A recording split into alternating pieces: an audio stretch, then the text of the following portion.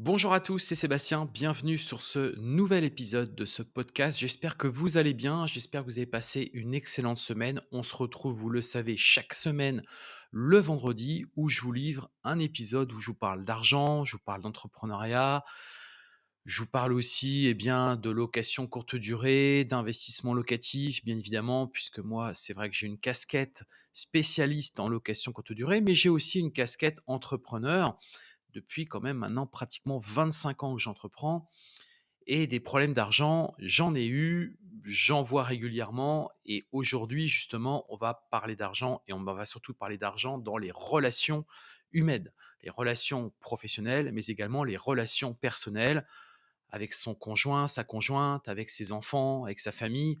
Bref, l'argent, à chaque fois, est au cœur de nos tiraillements, de nos tout simplement nos voilà, nos on à chaque fois, on a toujours des problématiques autour de ça puisque, l'argent, fait que, eh bien, chacun a on va dire des ambitions et comment dirais-je? Des intérêts qui sont divergents par rapport à d'autres et donc c'est pour ça qu'à chaque fois, c'est le début, de différents conflits.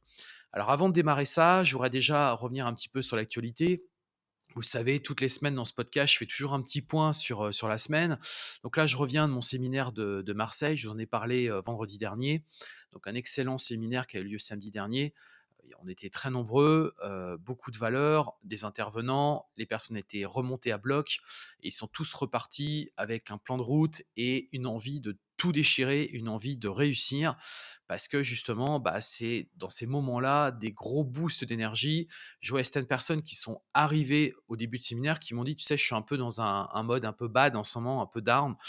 En mode parce que c'est compliqué, parce que j'ai beaucoup travaillé, parce que j'ai besoin de souffler et justement ce moment-là, c'est un moment où on souffle, c'est-à-dire qu'on pose un petit peu les entre guillemets «les armes», si on peut dire ça comme ça, on se pose, mais c'est aussi un gros rebooster puisque la communauté, les personnes qu'on rencontre, les intervenants, moi-même aussi qui essaie de livrer un maximum d'énergie, eh bien l'objectif c'est qu'à l'issue de cette journée, on reparte avec justement reboosté d'énergie.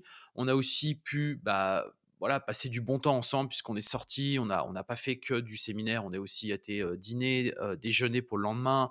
On est sortis, le soir et cetera pour boire quelques bières. Donc ça, c'était plutôt cool, c'est le moment plaisant et c'est le moment humain. C'est le moment où on se rencontre, c'est le moment où on est connecté. Donc ça me semblait super important, de faire ça. Je le fais à chaque fois et je le fais avec un immense plaisir. Donc ça, c'était le séminaire. D'ailleurs, j'aurais aussi reprécisé quelque chose qui me semble important parce que parfois, au regard de messages que je peux recevoir ou des commentaires ou autres, il y a toujours des gens qui sont un peu malfaisants et toujours des gens qui sont dans un mauvais mood, on va dire, dans un mauvais mindset. Pour moi, c'est vraiment, pas du tout, positif. Hem, Effectivement, on fait payer en fait une adhésion, on fait payer, les droits d'entrée pour, ce séminaire qui, je le redis encore une fois, est vraiment réservé aux membres de la formation. Je pourrais l'ouvrir au grand public, j'aurais beaucoup plus de monde. Mais ça ne m'intéresse pas, je veux vraiment le faire en petit comité, qu'on puisse discuter, échanger, qu'on puisse parler avec les personnes, qu'on puisse se dire: «Bah, tiens, moi j'ai pris la formation à telle date, on s'est vu et cetera». On échange sur, son entrée en formation, où est-ce qu'il en est? Enfin, qu'on mette un visage sur la parole ou sur tout simplement le déroulement de la formation. Pour moi, ça me semble super important de faire ça, ce travail-là. Donc c'est pour ça que je le réserve exclusivement aux membres de ma formation. Ensuite, comme je le dis à chaque fois, on prend une participation que je sais qui soit toujours plus ou moins la même, c'est 97 €. Ça peut être 95, 99, 100 €. En gros, c'est 100 €. Pourquoi? Tout simplement, ça nous permet de couvrir les frais de location de la salle parce que ça se loue des salles, hein, c'est pas gratuit et c'est aussi que derrière, on a le déjeuner, hein, du midi donc généralement, on a de l'eau, du vin, on a, de quoi se nourrir donc entrée, plat, dessert, assez diversifié en plus et on a aussi tout ce qui est viennoiserie. Les viennoiseries du matin avec le café et on a aussi, les viennoiseries de l'après-midi pour qu'à 16 heures on puisse faire une pause. Donc tout ça, c'est de l'argent, vous doutez bien. Donc en fait, à chaque fois, je demande une participation.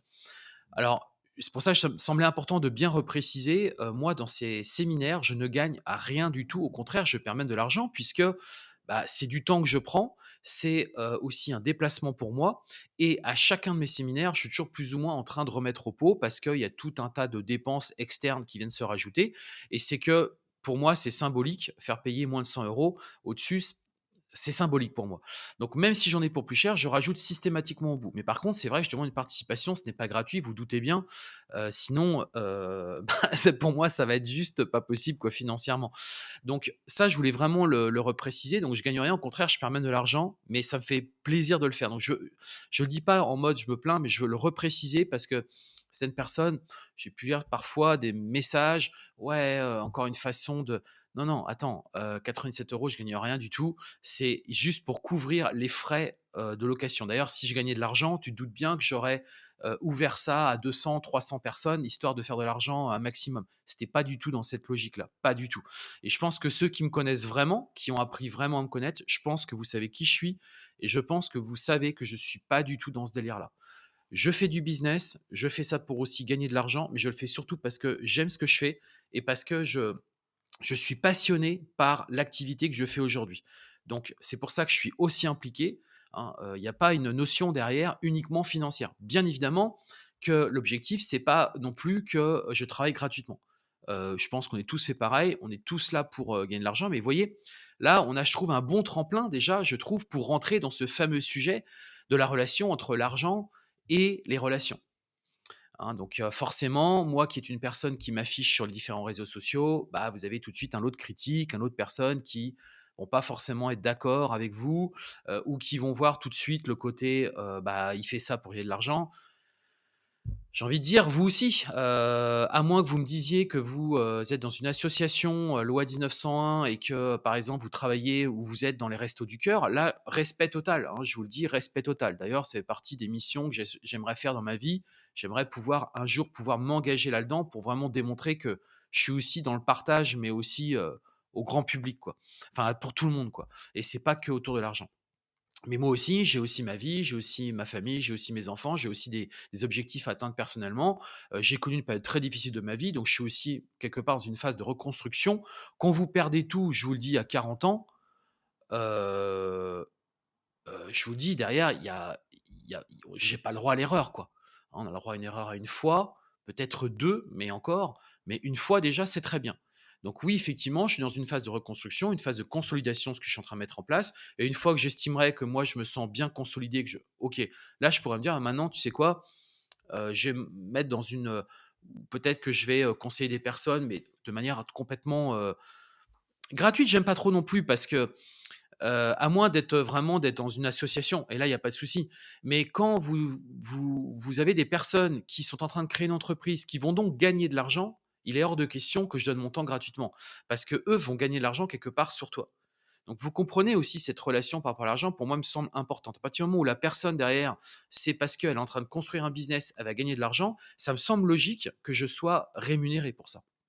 Par contre, effectivement, si je dois aller demain distribuer des repas dans la rue, dans les Restos du Cœur, là, effectivement, je donne de mon temps gratuitement parce que là, c'est pour aider notre prochain et là, on est dans une aide qui est complètement, différente. C'est une aide humanitaire et là, c'est vraiment un projet, j'espère pouvoir faire prochainement. Je sais pas quand, mais j'espère dans ma vie, pouvoir faire ça. Ça fait partie pour moi des je dois aller vers ça, mais avant, je dois aussi me sécuriser, sécuriser ma famille, sécuriser les gens que j'aime, sécuriser les gens qui sont autour de moi. Voilà, donc voilà un petit peu ma logique. Donc ça me semblait important de parler de ça aujourd'hui dans cet épisode pour encadrer les choses, et qu'on comprenne bien qui je suis. Et encore une fois, il y a aucune langue de bois, il y a aucune, c'est du pur live ici que je suis en train de faire, donc c'est pas préparé d'ailleurs. Donc voilà. Je suis toujours en cours d'acquisition de mon immeuble, donc la signature est fixée finalement était fixée pour aujourd'hui. Finalement, ça aura lieu dans le 15 novembre. Pourquoi? J'y reviendrai, je ferai un épisode là-dessus justement pour vous expliquer un petit peu comment tout ça s'est passé. Je pense que ça peut vous intéresser. Donc ça, c'est mon actualité. Hem, Qu'est-ce qu'il y a eu d'autre? Voilà, c'est on va dire principalement ça. Bon, j'ai l'introduction était assez longue, je veux qu'on rentre maintenant dans le cœur du sujet, parce que sinon on va jamais y rentrer. Donc aujourd'hui, justement, on va voir la relation entre l'argent et les relations, humaines. Gérer les finances en couple ou en famille, parler d'argent avec les enfants et comment l'argent affecte les relations personnelles. Alors, on va avancer un petit peu et je voudrais, justement, déjà commencer par, alors on va segmenter, donc on va d'abord voir la communication financière dans le couple. On verra ensuite comment gérer les finances dans un couple, l'argent et les enfants. l'argent au sein de la famille élargie, les accords prénuptiaux et la planification financière, les finances lors d'une séparation ou d'un divorce, les finances et les nouvelles relations et on parlera très rapidement des ressources et des aides professionnelles. Alors je voudrais quand même revenir sur, moi, les statistiques par rapport aux conflits d'argent. Il faut bien que vous compreniez que tous les conflits, la plupart du temps, naissent à cause de l'argent. Donc il y a des statistiques. Donc par exemple, répétition des conflits, 40 des couples signalent qu'ils se disputent à propos des mêmes problèmes encore et encore, ce qui peut créer un cycle de frustration pardon, et de ressentiment. Impact sur la santé mentale. 56 des couples disent que les conflits ont eu un impact négatif sur leur santé mentale, entraînant stress, anxiété et même dépression. Rupture à la relation. 72 des couples croient que les conflits non résolus peuvent conduire à la fin d'une relation. Divorce précoce. 85 des couples qui ont signalé des niveaux élevés de conflits au début de leur relation ont fini par divorcer ou se séparer dans les 4 premières années. Stabilité relationnelle, 90 des couples qui ont signalé de faibles niveaux de conflit au début de leur relation étaient toujours ensemble après 4 ans. Conflit financier, 45 des couples se disputent à propos de l'argent au moins une fois par mois, souvent en raison de différences dans les habitudes de dépenses, les objectifs d'épargne et les priorités financières. Donc toutes ces statistiques, bien évidemment, montrent clairement que les conflits financiers sont une source majeure de tension dans les relations et peuvent avoir des conséquences graves sur la stabilité et la santé mentale des partenaires impliqués. Il est donc crucial pour les couples de développer des stratégies efficaces de communication et de gestion financière pour prévenir et résoudre ces différents conflits. Donc moi, ça me semblait important de démarrer par ça parce que dans un couple, mais aussi quand on parle de couple, j'ai envie de vous dire, c'est un peu la même chose aussi pour, une entreprise. Quand vous avez une entreprise, j'ai tendance à le dire assez souvent, comment dirais-je? On se marie en fait, quand vous créez une société, vous êtes marié avec la personne avec qui vous travaillez et clairement, les problèmes, les tensions, les disputes arrivent à cause de l'argent. C'est clair. Moi, je vois dans toutes les entreprises où je suis associé, les seuls moments où il y a des vrais conflits, c'est parce qu'il y a un problème financier dans l'entreprise, ou parce qu'on ne gagne pas d'argent, ou parce qu'il y a une dépense qui a été faite qui n'a pas plu à l'autre, ou parce que tout simplement, et c'est pour ça que je vous le dis, quand vous créez une entreprise, il est important au départ de bien définir avec votre partenaire, votre associé, eh bien, quels sont ses objectifs sur du moyen et long terme. Est-ce que lui, ça va être revendre l'entreprise? Est-ce qu'au contraire, lui, il veut sa petite entreprise parce qu'il veut pouvoir se faire des sous tous les mois et qu'en gros, il est en train de se sécuriser. Qu'est-ce qu'il veut faire concrètement? Est-ce qu'il envisage peut-être de se faire racheter? Est-ce qu'il envisage de réinvestir l'argent qu'il a gagné pour développer sa boîte? Ou au contraire, il préfère plutôt la distribuer en dividende parce que lui, il veut prendre de l'argent à titre perso? Tout ça, vous devez en discuter. Parce que bien évidemment que quand l'entreprise va se développer, eh bien, il y aura de l'argent. Et donc, cet argent, c'est qu'est-ce qu'on en fait? Et c'est là où les problèmes vont arriver. Hein. Pareil aussi, en cas de difficulté, il faut en parler. Il faut dire, voilà, en cas de difficulté, est-ce que toi, à un moment donné, tu peux être capable personnellement de peut-être réinjecter un petit peu d'argent pour donner de la souplesse à l'entreprise? Est-ce qu'à un moment donné, si on a un investissement important à faire, et qu'on n'a pas la trésorerie, est-ce que tu es OK, toi, quand on envisage éventuellement de faire un prêt? Ou est-ce que tu es OK de remettre un petit peu au pot? Si par exemple on a 50-50, bah, tu remets 50, j'en remets 50, on relance l'activité, ou alors on développe un nouveau projet. Est-ce que tu es OK pour tout ça ou pas? En fait, toutes ces questions, vous devez vous les poser dès le départ. Dès le départ. Et c'est comme dans un couple, quand vous vous mariez avec quelqu'un, il faut vraiment parler de ça dès le départ. Il faut aborder tous ces sujets. Parce qu'effectivement, au départ, c'est une relation, c'est de l'amour, etc. C'est tout est beau, tout est rose. On sort, on va boire des verres, on va au restaurant, on passe des soirées cool devant la télé ou je sais où. Enfin, vous comprenez l'idée. Mais à un moment donné, c'est bah ok, maintenant on va vivre ensemble. C'est qu'est-ce qu'on fait? Qui paye le loyer?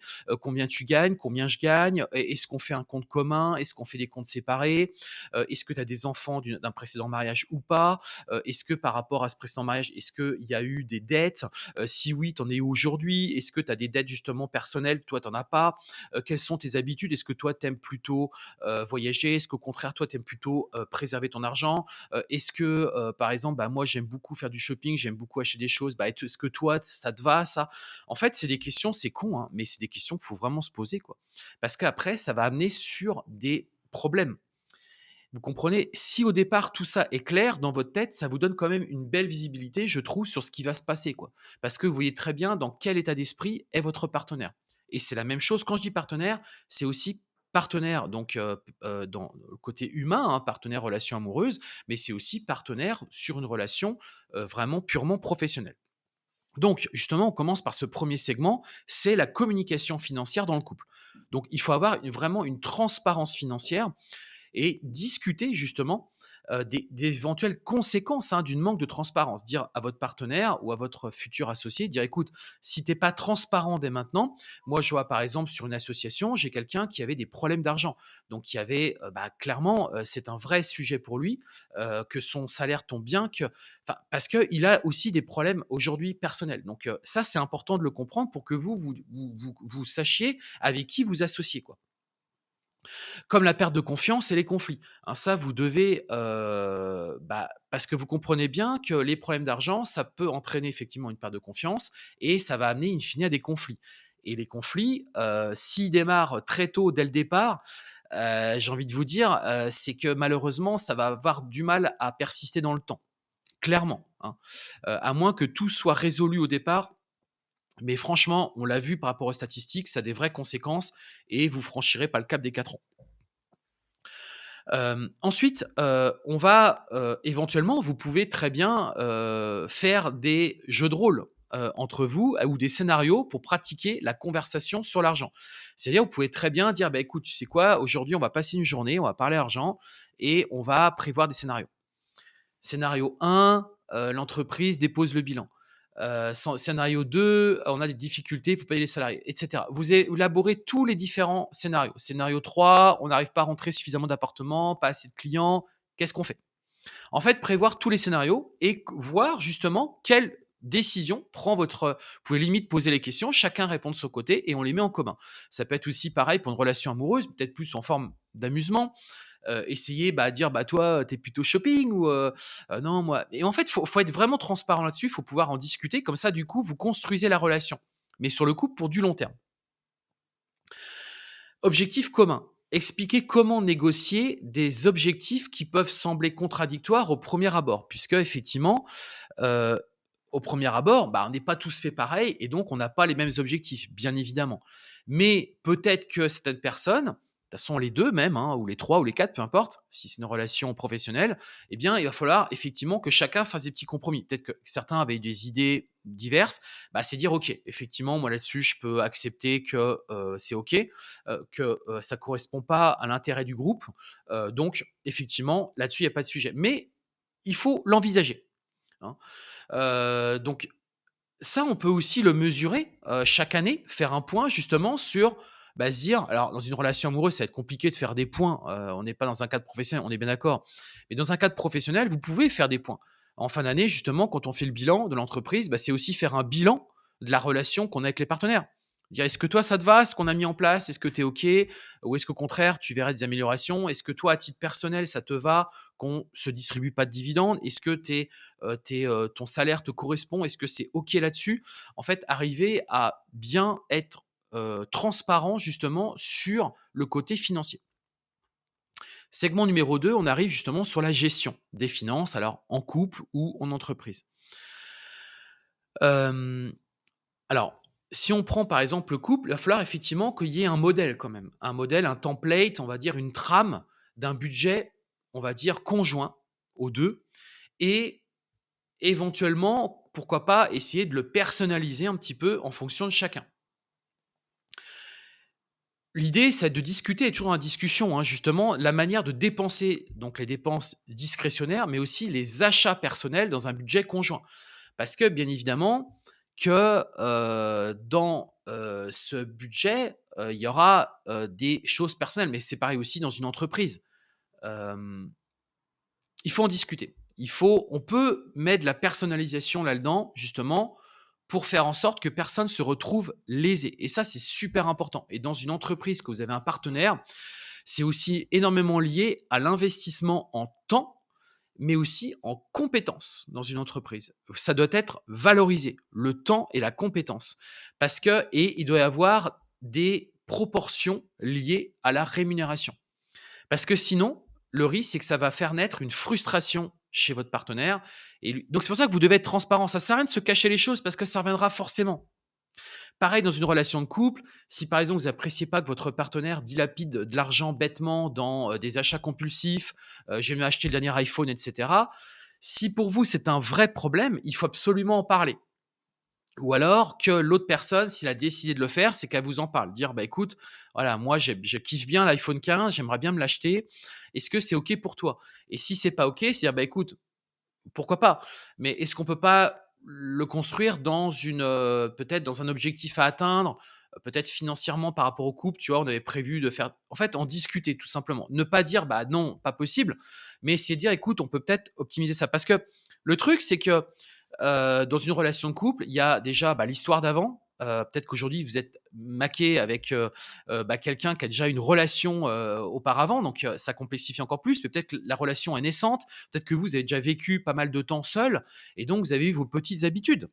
Et ça, va falloir les casser vos petites habitudes, hein, parce que sinon vous pourrez pas rentrer dans un schéma, d'être en avec quelqu'un, en fait. Sinon, bah, lui, il aura aussi, ou alors dans ces cas-là, il faut que vous trouviez un partenaire qui lui aussi a sa vie de son côté. Vous avez votre vie de la vôtre, mais je trouve qu'il y a un vrai problème, en fait. Vous pourrez jamais vraiment être à 100 ensemble.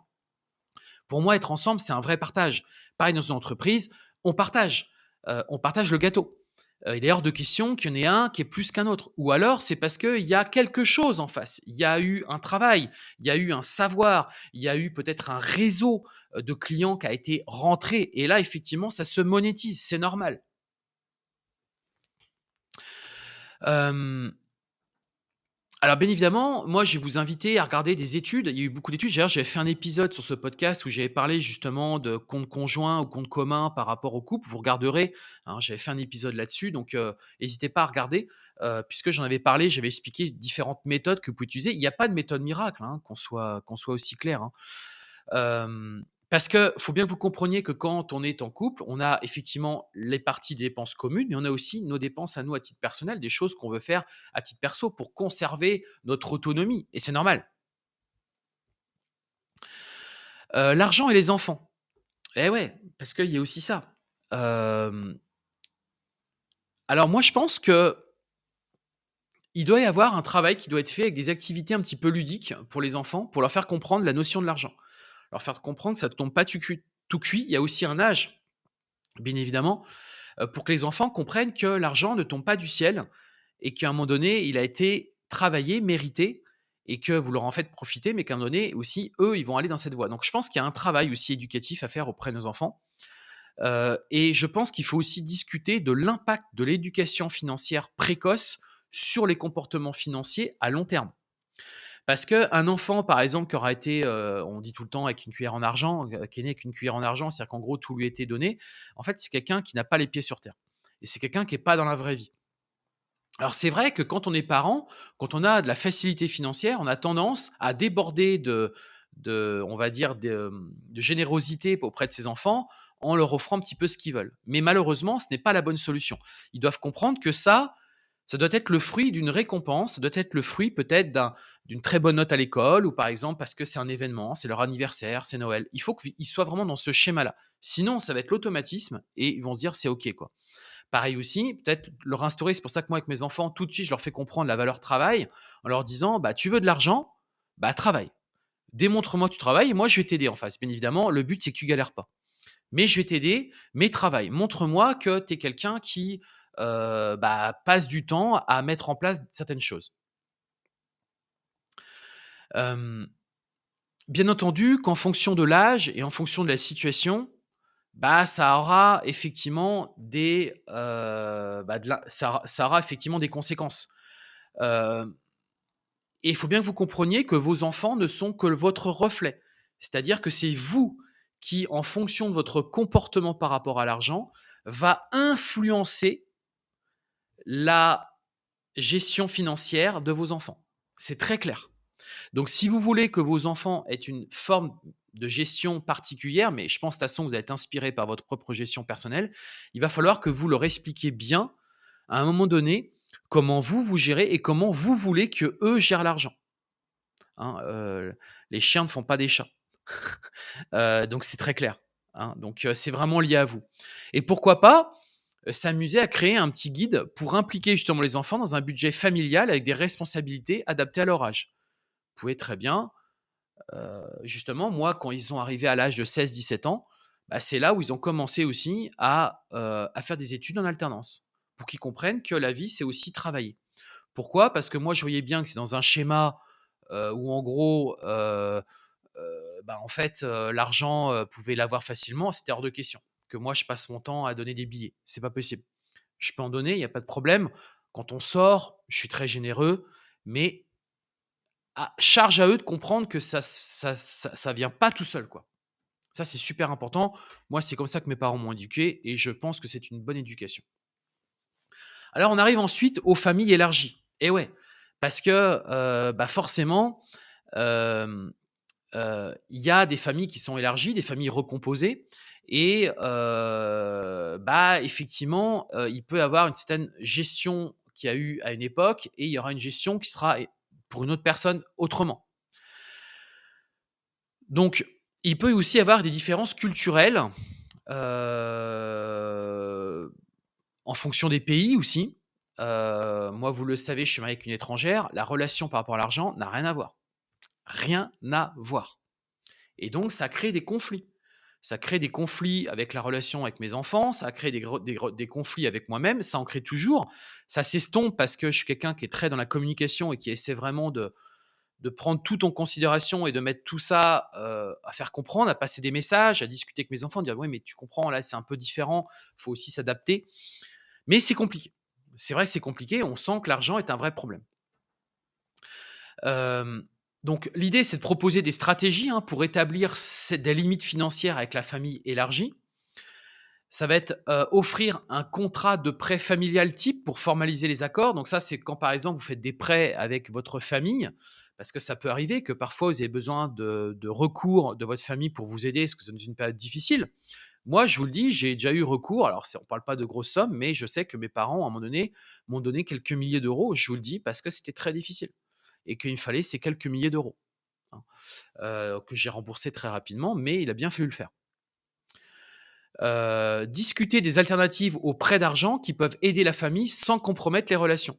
Parce que bien évidemment que si vous faites un prêt, entre vous, il ne faut pas que ce prêt devienne une source de conflit et qu'à un moment donné, vous ne le remboursiez pas ou que vous mettiez trop de temps et que du coup la personne que vous l'a prêté se sente lésée. Parce que là, ça on rentre dans un nouveau conflit.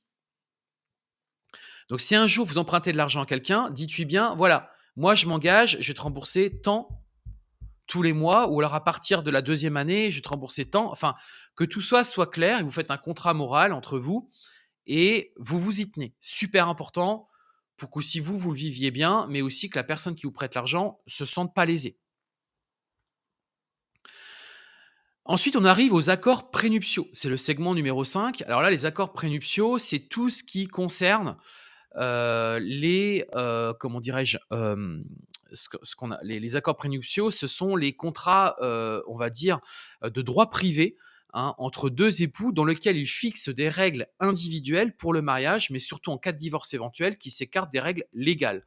Les accords prénuptiaux précisent souvent le Bah, en régime fait, ce que je matri veux vous faire comprendre, c'est que, quand vous faites un contrat, justement, quand vous prévoyez la sortie, c'est un peu la même chose que quand, vous avez une entreprise et que vous prévoyez la sortie, sur celle-ci. C'est-à-dire qu'en fait, on va prévoir dans un pacte d'associés, bah, effectivement, en cas de problème, qu'est-ce qu'on va faire? Mais c'est pareil aussi dans, eh bien, on va dire les statuts de l'entreprise. On va prévoir en cas de décès, en cas de dissolution, en cas de tout un tas de cas, on va prévoir. Bah, c'est la même chose en fait pour justement quand vous vous mariez quelqu'un, c'est prévoir tous ces cas. Et je trouve que l'exercice, même si peut être gênant, le fait est que prévoir les cas, bah, au moins on sait vers où on va.